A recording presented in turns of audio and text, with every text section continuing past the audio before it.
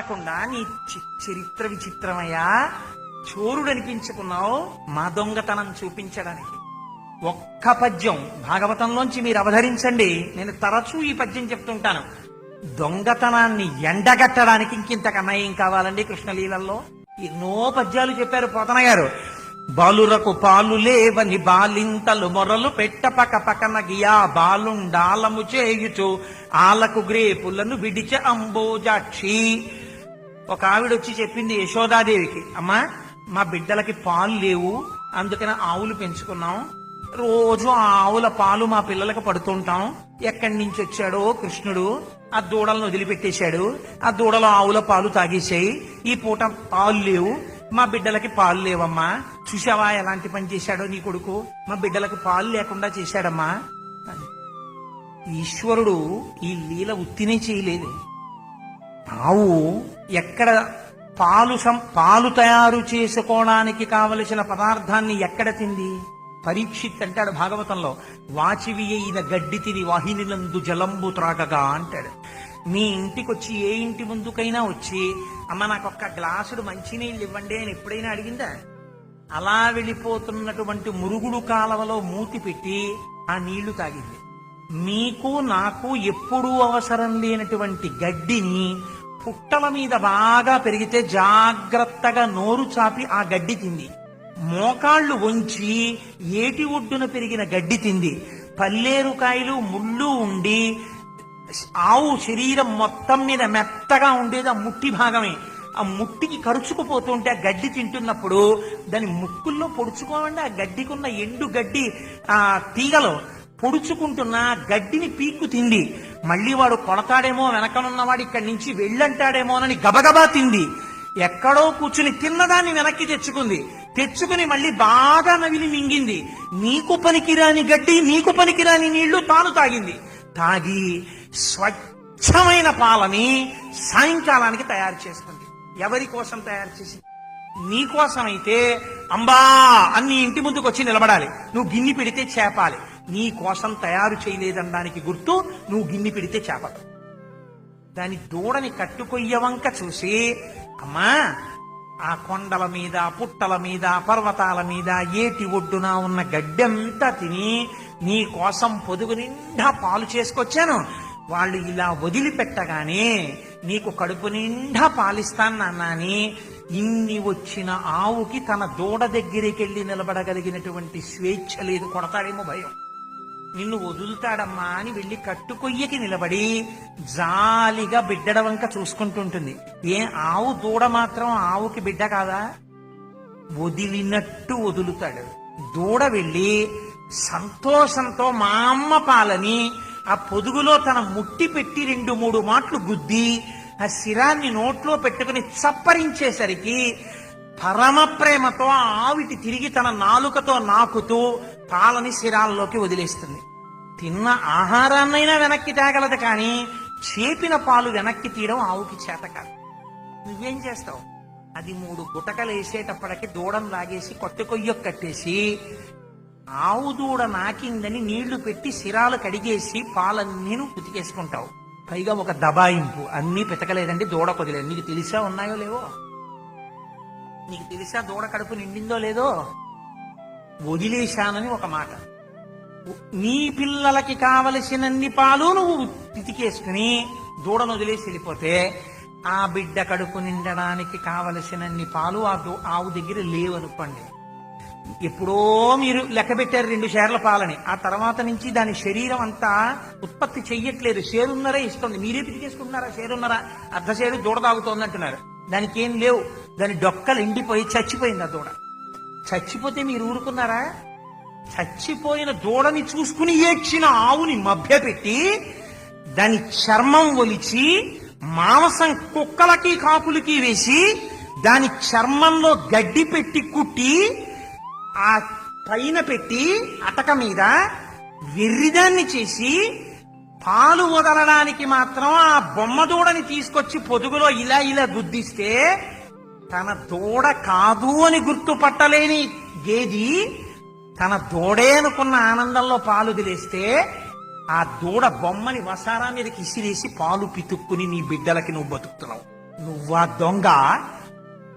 ఆవులకి దూడల్ని వదిలిన కృష్ణుడా దొంగ?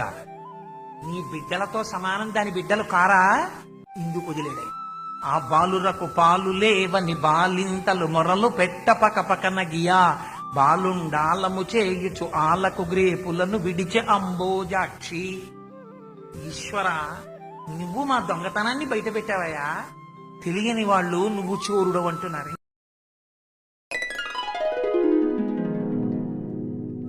చరిత్ర విచిత్రమయ్యా. చోరుడు అనిపించుకున్నావు మా దొంగతనం చూపించడానికి. ఒక్క పద్యం భాగవతంలోంచి మీరు అవధరించండి. నేను తరచూ ఈ పద్యం చెప్తుంటాను. దొంగతనాన్ని ఎండగట్టడానికి ఇంకింతకన్నా ఏం కావాలండి కృష్ణలీలల్లో? ఎన్నో పద్యాలు చెప్పారు పోతన గారు. బాలురకు పాలు లేవని బాలింతలు మొరలు పెట్ట పక పకన గియా బాలుండాలము చేయుచు ఆలకు గ్రేపులను విడిచె అంబోజాక్షి. ఒక ఆవిడొచ్చి చెప్పింది యశోదాదేవికి, అమ్మా మా బిడ్డలకి పాలు లేవు, అందుకని ఆవులు పెంచుకున్నాం. రోజు ఆ ఆవుల పాలు మా పిల్లలకు పడుతుంటాం.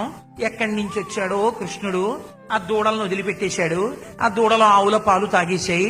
ఈ పూట పాలు లేవు, మా బిడ్డలకి పాలు లేవమ్మా. చూసావా ఎలాంటి పని చేశాడో నీ కొడుకు? మా బిడ్డలకి పాలు లేకుండా చేశాడమ్మా. ఈశ్వరుడు ఈ లీల ఉత్తినే చేయలేదు.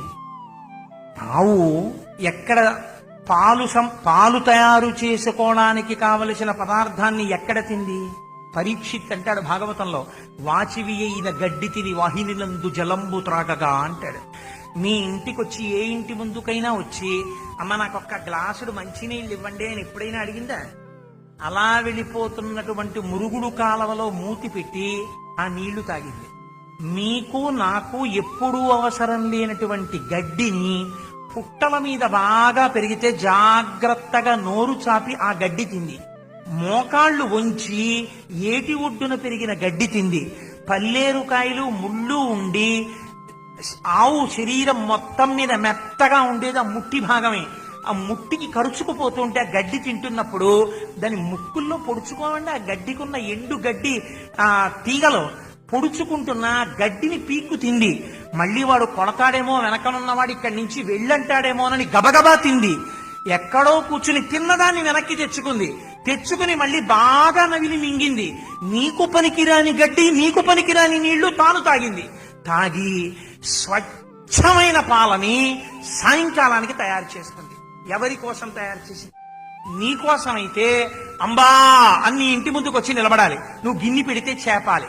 నీ కోసం తయారు చేయలేదనడానికి గుర్తు నువ్వు గిన్నె పెడితే చేపలు. దాని దూడని కట్టుకొయ్యవంక చూసి, అమ్మా ఆ కొండల మీద, పుట్టల మీద, పర్వతాల మీద, ఏటి ఒడ్డున ఉన్న గడ్డంతా తిని నీ కోసం పొదుగు నిండా పాలు చేసుకొచ్చాను. వాళ్ళు ఇలా వదిలిపెట్టగానే నీకు కడుపు నిండా పాలిస్తాను నాన్నని ఇన్ని వచ్చిన ఆవుకి తన దూడ దగ్గరికి వెళ్ళి నిలబడగలిగినటువంటి స్వేచ్ఛ లేదు. కొడతాడేమో భయం. నిన్ను వదులుతాడమ్మా అని వెళ్ళి కట్టుకొయ్యకి నిలబడి జాలిగా బిడ్డడ వంక చూసుకుంటుంటుంది. ఆవు దూడ మాత్రం ఆవుకి బిడ్డ కాదా? వదిలినట్టు వదులుతాడు. దూడ వెళ్ళి సంతోషంతో మా అమ్మ పాలని ఆ పొదుగులో తన ముట్టి పెట్టి 2-3 మాటలు గుద్ది ఆ శిరాన్ని నోట్లో పెట్టుకుని చప్పరించేసరికి పరమ ప్రేమతో ఆవిటి తిరిగి తన నాలుకతో నాకుతూ పాలని శిరాల్లోకి వదిలేస్తుంది. తిన్న ఆహారాన్నైనా వెనక్కి తేగలదు, కానీ చేపిన పాలు వెనక్కి తీయడం ఆవుకి చేత కాదు. నువ్వేం చేస్తావు? అది 3 గుటకలు వేసేటప్పటికి దూడం లాగేసి కొయ్య కట్టేసి ఆవు దూడ నాకిందని నీళ్లు పెట్టి శిరాలు కడిగేసి పాలన్నీ ఉతికేసుకుంటావు. పైగా ఒక దబాయింపు, అన్నీ పెతకలేదండి దూడ కొదిలేదు. నీకు తెలిసా ఉన్నాయో లేవో? నీకు తెలిసా దూడ కడుపు నిండిందో లేదో? వదిలేశానని ఒక మాట. నీ పిల్లలకి కావలసినన్ని పాలు నువ్వు పితికేసుకుని దూడను వదిలేసి వెళ్ళిపోతే ఆ బిడ్డ కడుపు నిండడానికి కావలసినన్ని పాలు ఆవు దగ్గర లేవనుకోండి. ఎప్పుడో మీరు లెక్క పెట్టారు 2 షేర్ల పాలని, ఆ తర్వాత నుంచి దాని శరీరం అంతా ఉత్పత్తి చెయ్యట్లేదు. షేరున్నరే ఇస్తుంది. మీరే పితికేసుకుంటున్నారా? షేరున్నరా? అర్ధ షేరు దూడ తాగుతోంది అంటున్నారు. దానికి ఏం లేవు. దాని డొక్కలు ఎండిపోయి చచ్చిపోయింది ఆ దూడ. చచ్చిపోతే మీరు ఊరుకున్నారా? చచ్చిపోయిన దూడని చూసుకుని ఏడ్చిన ఆవుని మభ్యపెట్టి దాని చర్మం ఒలిచి మాంసం కుక్కలకి కాకులకి వేసి దాని చర్మంలో గడ్డి పెట్టి కుట్టి ఆ పైన పెట్టి అటక మీద వెర్రిదాన్ని చేసి పాలు వదలడానికి మాత్రం ఆ బొమ్మ దూడని తీసుకొచ్చి పొదుగులో ఇలా ఇలా గుద్దిస్తే తన దూడ కాదు అని గుర్తుపట్టలేని గేది తన దూడే అనుకున్న ఆనందంలో పాలు వదిలేస్తే ఆ దూడ బొమ్మని వసారా మీదకి ఇసిరేసి పాలు పితుక్కుని నీ బిడ్డలకి నువ్వు బతుకుతున్నావు. నువ్వా దొంగ? ఆవులకి దూడల్ని వదిలిన కృష్ణుడా దొంగ? నీ బిడ్డలతో సమానం దాని బిడ్డలు కారా? ఇందుకు వదిలేడాయి. ఆ బాలురకు పాలు లేవని బాలింతలు మొరలు పెట్ట పక పకన గియా బాలుండాలము చేయుచు ఆలకు గ్రేపులను విడిచె అంబోజాక్షి. ఈశ్వర, నువ్వు మా దొంగతనాన్ని బయట పెట్టావయ్యా. తెలియని వాళ్ళు నువ్వు చోరుడు అంటున్నారు.